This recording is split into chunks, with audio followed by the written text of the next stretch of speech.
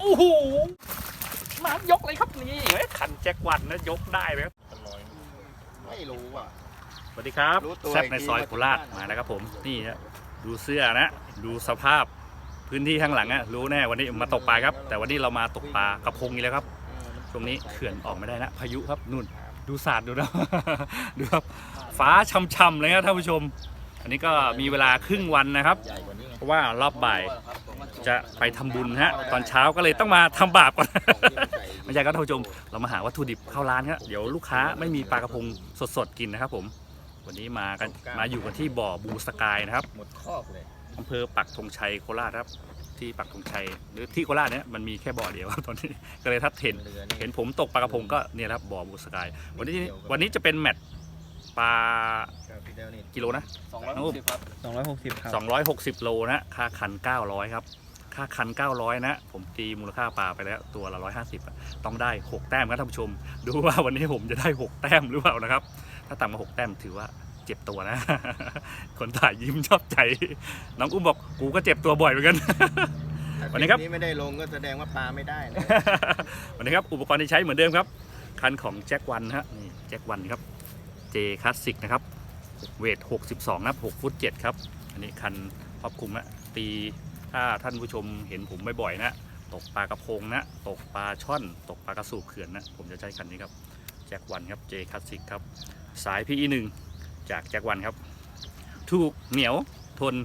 แล้วก็หัวจิกครับแจ็ควันครับปลายางแจ็ควันครับสายช็อคเลตจากแจ็ควันครับแจ็ควันมาทั้งชุดครับวันนี้ครับ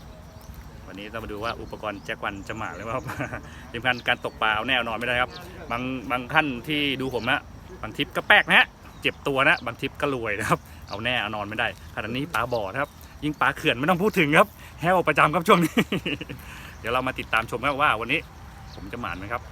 ตามชมครับผมดูหน่อยครับนี่น้องๆนักตกปลาใช้เหยื่อรับน้ำเช้าพัทเลครับอันนี้ตัวหมานป่ะไม่ครับตัวแรกเลย นี่ครับท่านลองขับ12แล้วก็มานะครับนี่เฮียประจักษ์ครับเฮียประจักษ์วันนี้ท่านลองเอากี่ตัวครับ5 ตัว5 ตัวนะครับนี่เอาน้อยเลยครับขาดทุนเดี๋ยวบอกเขาขาดทุนใช่ไหมนี่ต้องถนอมน้ำใจเจ้าของบ่อกันหน่อยนะครับไปทีถ้อยอาศัยนี่ครับคนนี้ก็มาแล้วนะมาประจำในช่วงนี้ติดใจนะติดใจบ่อบูสกายนะติดใจครับติดใจเดี๋ยวแล้วได้กี่ตัวครับ6 ตัวครับน่าโอ้โหได้มากผมได้3 ตัวเที่ยวแล้วก็ผมแป๊กนะฮะสวัสดีครับพี่แขก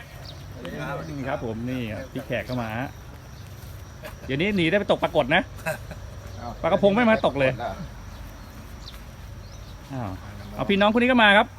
พี่น้องคนนี้ก็มาครับน้องปาล์มก็มาครับน้องปาล์มก็มาโอ้โหน้องปาล์มกล่องอุปกรณ์เยอะมากเลยเนี่ยนี่ครับถ้าคนไหนเหยื่อไม่พอนะต้องมาเปิดกล่องนี้ครับกล่องนี้เขาได้อุปกรณ์เยอะนะมาทั้งพี่ทั้งน้องนะครับอันนี้เป็นพี่น้องกันใช่ไหมใช่นะแสดงว่าไอ้ปลามึงแย่งอาหารพี่มึงกินบ่อยใช่ไหมมึงเลยอ้วนเนี่ยแซวกันครับน้องๆนักตกปลาครับรู้จักกันหมดครับที่นี่ส่วนใหญ่เขาจะรู้จักผมนะผมมาบ่อยกับเขาบรรยากาศอันนี้เป็นบุฟเฟ่นะไม่จำกัดจำนวนคันแล้วแต่จะมาครับมามากมาน้อยมาน้อยก็เป็นผลดีของนักตกปลาใช่ไหมใช่ครับตัวหารจะน้อยใช่ไหมตัวหารจะน้อยเราจะรวยกันด้วยกันครับถ้าขับรถมาถึงปากทางเข้าบ่อไหมเห็นรถจอดน้อยๆนี่ยิ้มเลยใช่ไหมแต่ความคิดจะสวนทางกับเจ้าของบ่อใช่ไหมใช่ครับเดี๋ยวเจ้าของบ่อรู้สึกไงพูดไปเลยนะจะเริ่มตก8 โมงเช้านะครับถึง6 โมงเย็นครับแต่วันนี้ผมจะตกแค่ครึ่งวันครับครึ่งบ่ายจะให้น้องอุ้มเป็นคนตกนะครับน้องอุ้มครับไม้สองนะวันนี้เปลี่ยนคันกับผมครับจะให้ตกรอบบ่ายครับตอนบ่ายผมมีธุระตอนบ่ายต้องให้รวยๆนะครับผมนี่ต้องให้ได้ตัวนะเดี๋ยวพี่เช็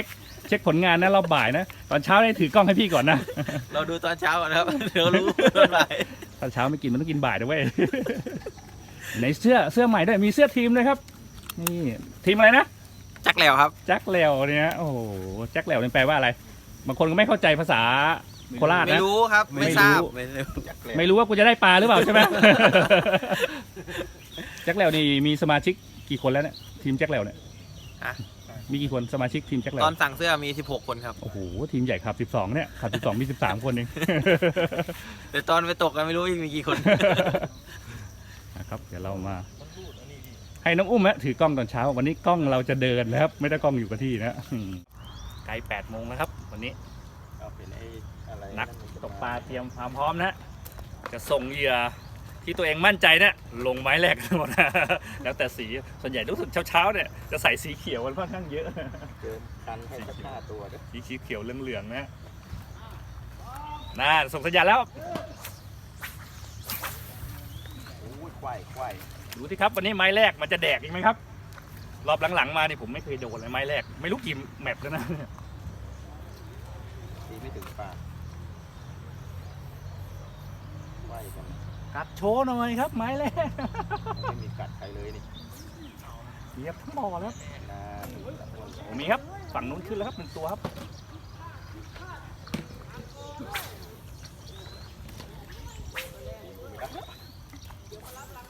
เหมือนเดิมครับท่านผู้ชมไม้แรกไม่เด็กครับ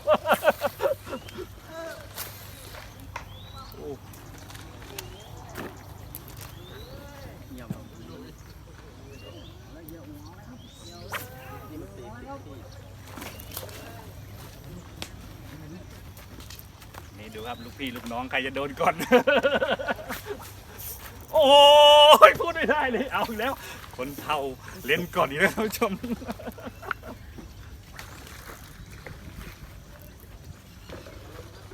2ไปแล้วครับ เดี๋ยวพี่มีชัยไปกว่าครึ่ง ไม่ละ ให้คนเถ่าเสียงดังก่อนครับท่านผู้ชม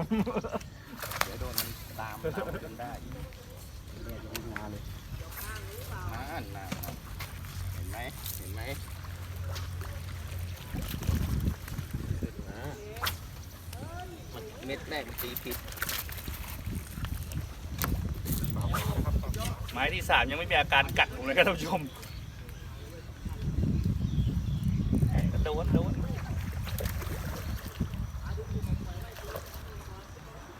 เดินได้กล้องเดินนะครับเดินได้นะครับ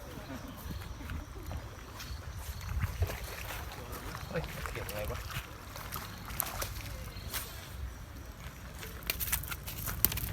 ปลาตัวเปียกแบบ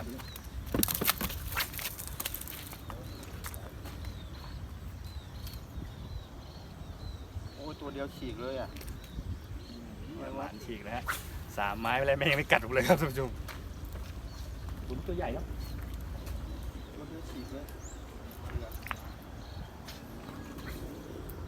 นี่คนสีนี้มันจะไม่มาแล้วมันเหยื่อตอนเช้า4 ไม้แล้วครับท่านผู้ชม ไม่ตอดกูเลยไม้นี้แหละต้องกัดไม้ที่ เก็บคันไปแล้วเสียตัวแรกเลย ไม่เข้าท่านะครับ เดี๋ยวไปกัน รถดีบรรยายได้ครับรถดีคือที่เราดูหนังใบ้นะ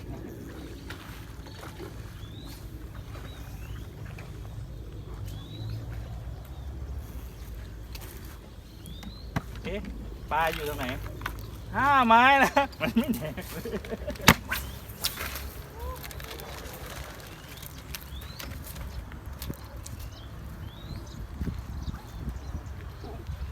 โดนยังฮะ คือกันพี่คือกัน เอ้า 2 คนเรามาชนะเดียวกันแล้ว แล้ว อุ้ยในเกี่ยวในปล่อยนะครับ ไม่ได้กัดนะต้องปล่อยนะฟาวแล้ว ขอไปแขกครับเดียวกันอีกแล้วปลาเยอะตีไม่ถึงหลัก ตีไม่ถึงจะกินนะผมตีเลยหลักครับมันจะไม่แดกเลย คนไทยหัวเราะชอบใจ6 ไปแล้วครับ อีกแล้วครับ น้องอุ้มกี่ไม้นะ6นะนับไปเลยเนี่ยจะกัดพี่ไม้ที่อะไรวะ ไม้ที่ 7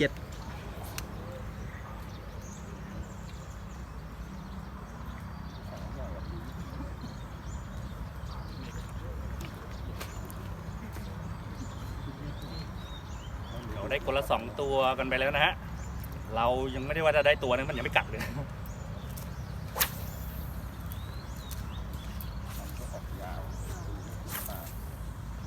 ต้องเปลี่ยนสีเหยื่อแล้วมั้ง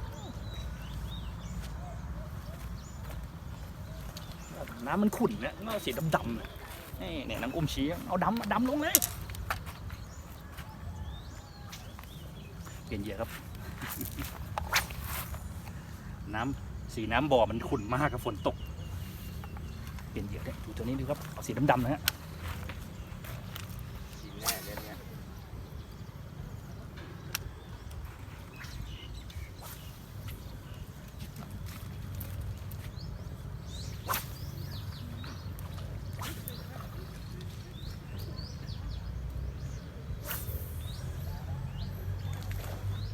ดำแล้วมันก็ยังไม่แดก สงสัยจะเป็นที่คนนะครับ ไม่เป็นที่เหยื่อแล้วตอนนี้900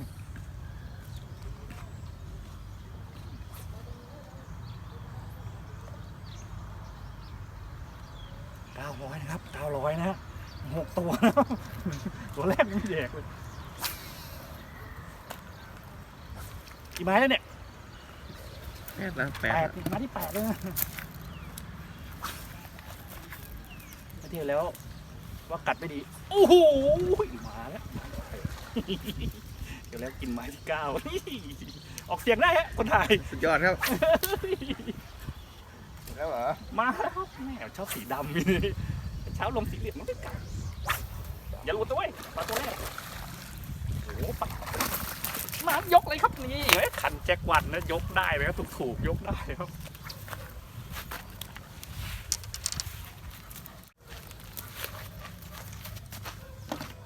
ขีมจะสั้นนะกดไม่ถึงกัดลึกมากนี่จะอร่อยนะ ยังหาไม่เจอเลยฮะ ใหญ่มากเลยโอ้โหท่านผู้ชมปลาตัวแรกอะได้นับ 1กับเขาแล้วครับ รอยยิ้มมาแล้วโดนยังนี่กวนตีนเขาอีกแล้วได้ปลาเป็นรอยอะตกตัดเสียงขาดครับสายช็อกเป็นรอยอะกัดลึกมากแจม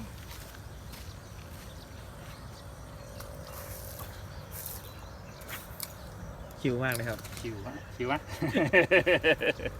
คนอื่นเขาจะต้องหยิบคันสำรองมาตีใช่ไหมแบบพี่อะไม่รีบปลาอยู่ในบ่อฮะ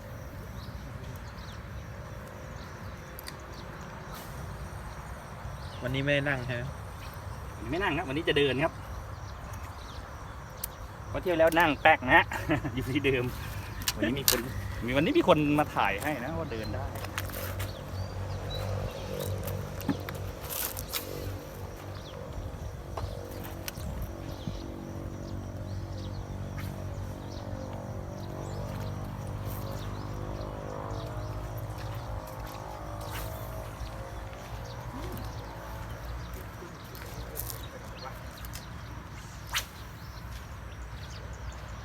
ใจมีตัวแรกนะอย่างน้อยก็ให้รู้ว่าวันนี้เราไม่แห้วแล้ว นะครับท่านรองกี่ตัวแล้วครับทันแล้วนะทันลูกพี่แล้ว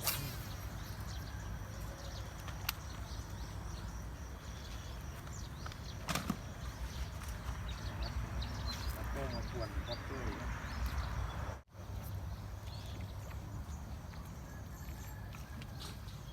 อะไรคือน้ำเดือดครับพี่น้องครับน้ำเดือดนะฮะไปหลังครัวบูสกายครับเปิดแก๊สแรงๆเดือดแน่นอนผ่านไป10 นาทีครับทั้งบ่อเริ่มเงียบแล้วท่านผู้ชมนี่ชะตาชีวิตเริ่มไม่เข้าท่าอีกแล้ว ได้ตัวแรกมาแล้ว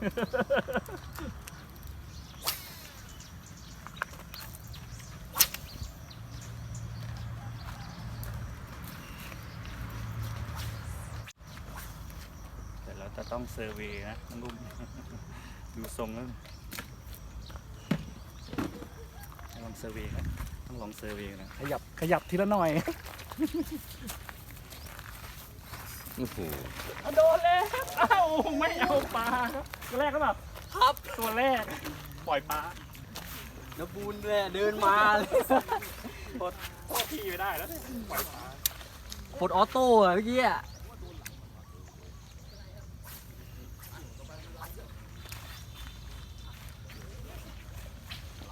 ดูดไป2 ครับ แล้ว นี่ 2ครับ ไม่เก็บปลาเลยครับ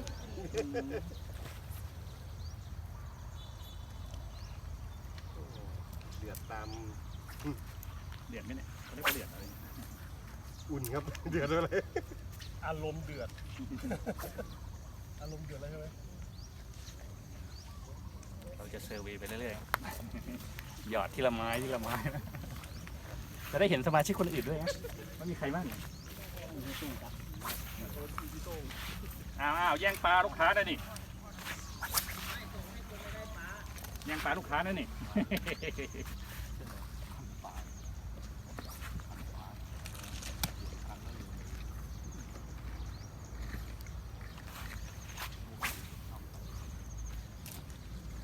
รู้ยัง 1 แต้มครับโอ้เท่ากัน ส่วนใหญ่ก็จะ1 แต้ม 2 แต้มนะ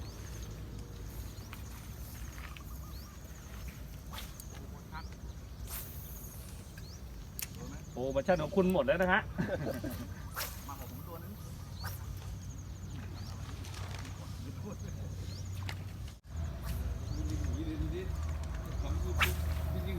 วันนี้กล้องเดินครับ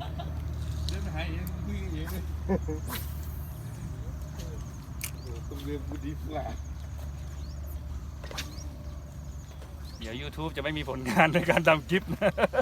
ต้องเดินนะเดี๋ยวแล้วก็หน้ามืดมาทีแล้ว ดูวี่แววเหมือนจะหน้ามืดจริงนะ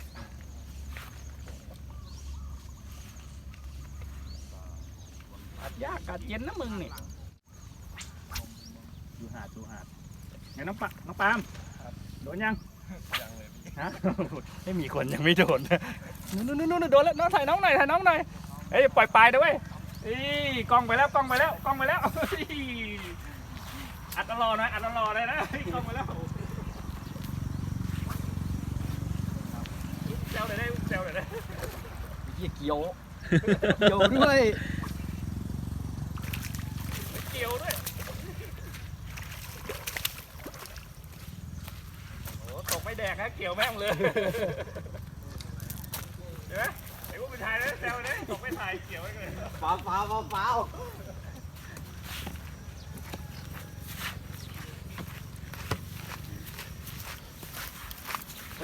าว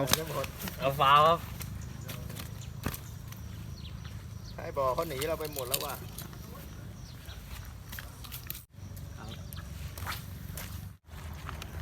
มันจับแบบโบบัง พอเลย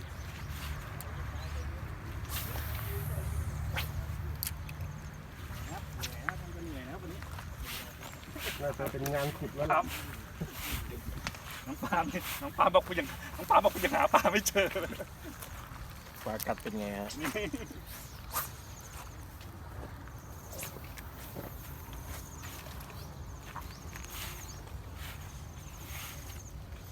ครับอ๋อ เข้ากับปาล์ม นะ เข้ากับปาล์ม โอ้โห พูดเหมือนเยอะ น้อยกว่าน้ำบอยตัวนึง โอเคครับแต่วันนี้เดินนะครับท่านผู้ชมให้ดู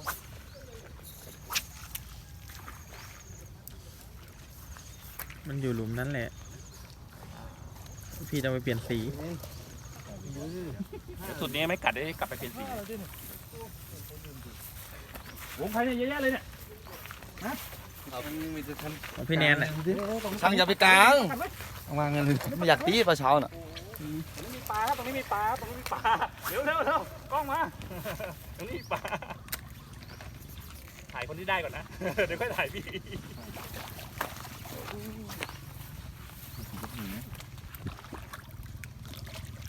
โอ้ก็ฝั่งนู้นแน่นครับหนาแน่นแล้วนี่1 2 3 4 5 6 7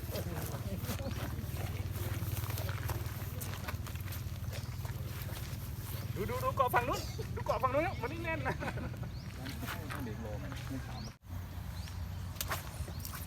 ตัวแล้วต่างมาแล้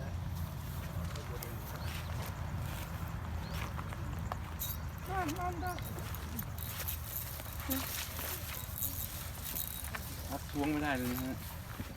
ถามบอกก็ได้3แล้ว พี่นะเขานะ 4เลยครับ ไปแล้ว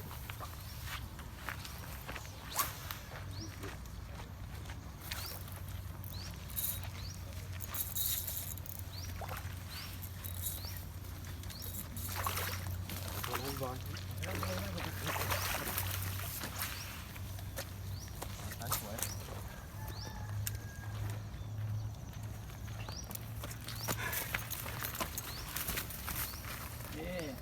เขาตีสีเขียวนะไอ้อุ้ม เราก็เขียวนะไม่แดกเขียว เขียวสว่าง เขียว LED ใช่ไหมเราเขียว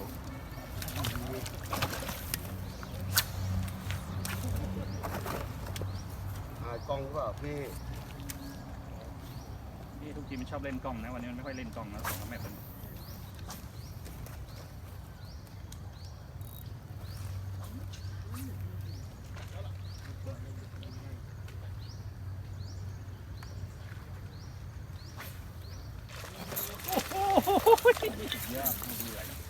บอกแล้ว เอามาด้วยแล้ว โทษนะพี่นะโทษนะ แล้วครับไม่ยุ่งกับเขาอีกนั่นเนี่ย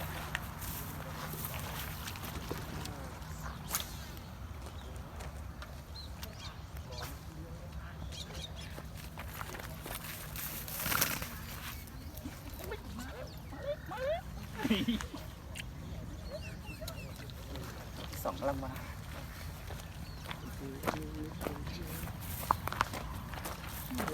ขวานะปลาขวาไปแล้ว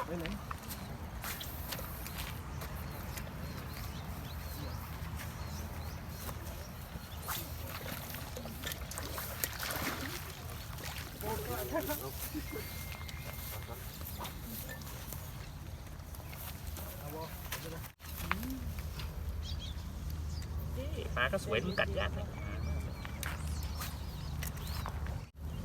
ชั่วโมงรีบๆ2แล้วท่านผู้ชมปลาไซส์สวยมันกัดยากนะมึงเนี่ย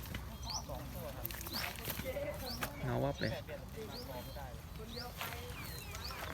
ตัวครับไปครับกลับตำแหน่งที่ตั้งครับ พอปลายางนะครับ DB ครับ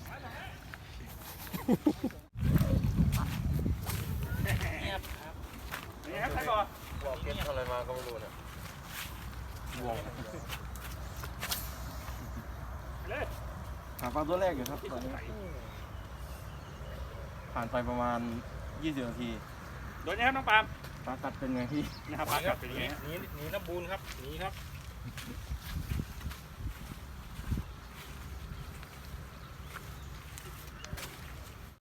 เหลือ4 ตัวครับท่านผู้ชมเดี๋ยวนี้ผ่านไปแล้ว25 นาทีนะ2 ตัวเวลาเยอะ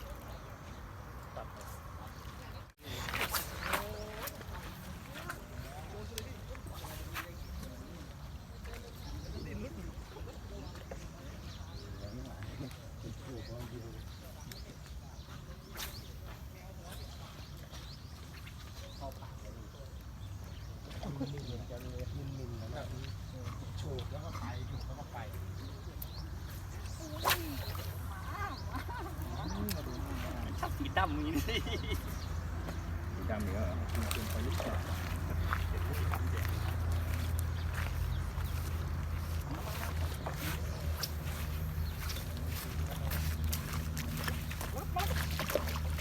ยกเลยดีคันแจ็ควันครับเจครับ1062อ่ะยกได้ครับยกได้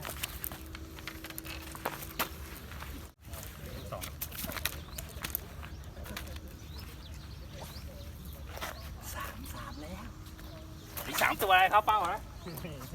3ละ 3แล้วครับแซงแล้ว เงียบไปเลยแม่งกระตัว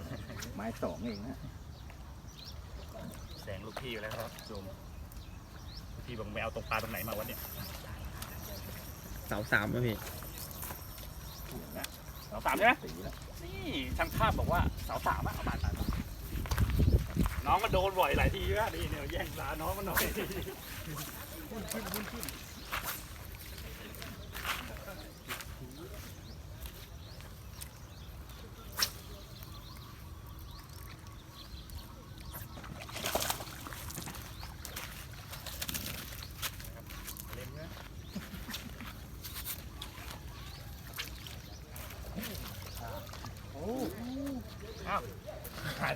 ขาดครับ ไม่เช็ค แม่ปล่อยปลาแล้ว ไม่เช็คช็อก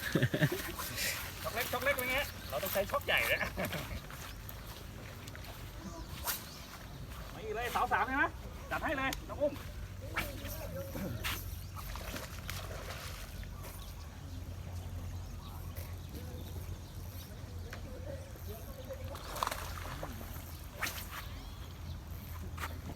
คนไหนโดนก็โดนนะฮะโอ้ยอย่าสู้อะไรเกี่ยวเนี่ย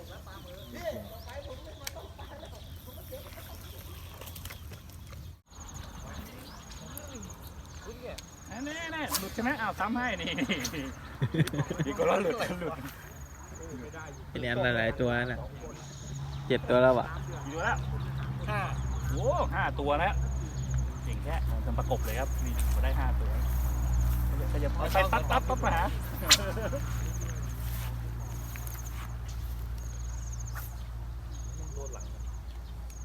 อุ้ยเกี่ยวว่ะกอปะทะไม่ได้กัดนะ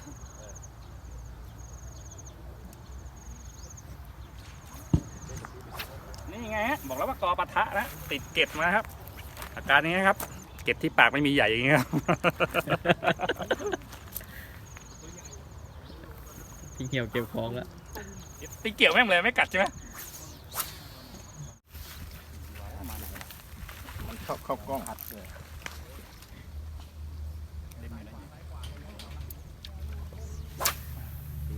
ครับผม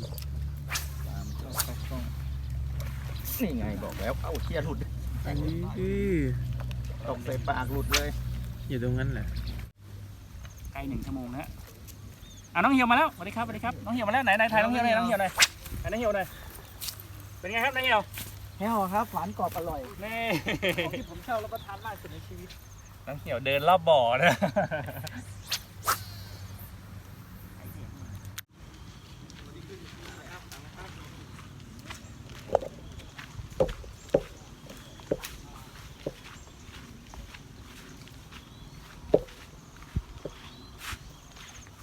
มาแล้ววางแล้ววางกล้องเลยครับหน้าอันเลยมาแล้วครับท่านผู้ชมตัวที่4ฮะ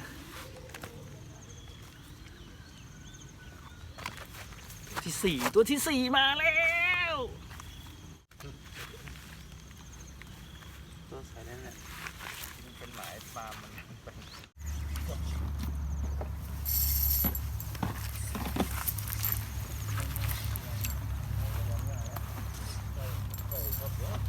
ไปยุ่งกับตุ๊กตาคังเขา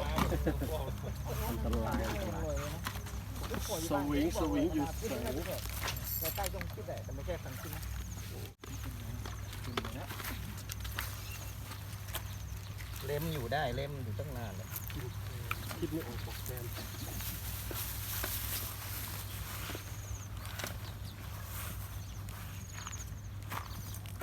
ทำอะไรครับนั่งอยู่ตั้งนานครับ เอามาฉกไปหมดแล้วมีแต่แมปมันไม่กัดมันกัดไม่โดนเบ็ด สายแมท 4:30นะครับ4:30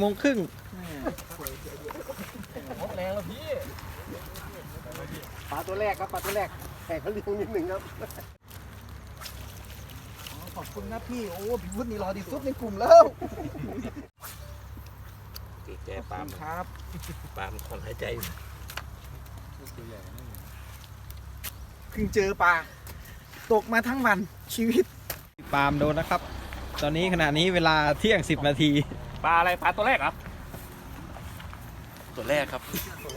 มาเวลาฮะ เที่ยง10 นาทีครับ แล้วว่าเราอื่นจะมีคนอื่นกับเราเนี่ยไปได้นะเอาให้ได้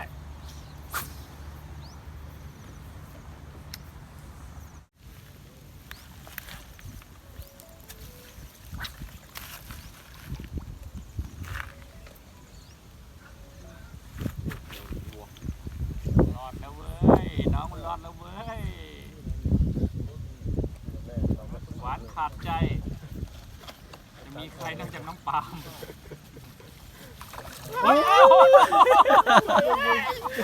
ไหวเอ้ย จะตักให้อยู่แต่ก็กลัว โอ้ยฮะปลากัดแล้วครับ ผมเข้าใจแล้วปลากัดนี้นี่เอง ปลาตัวแรกไม่ได้ครับ แดงถ่ายคลิปไว้มือไว้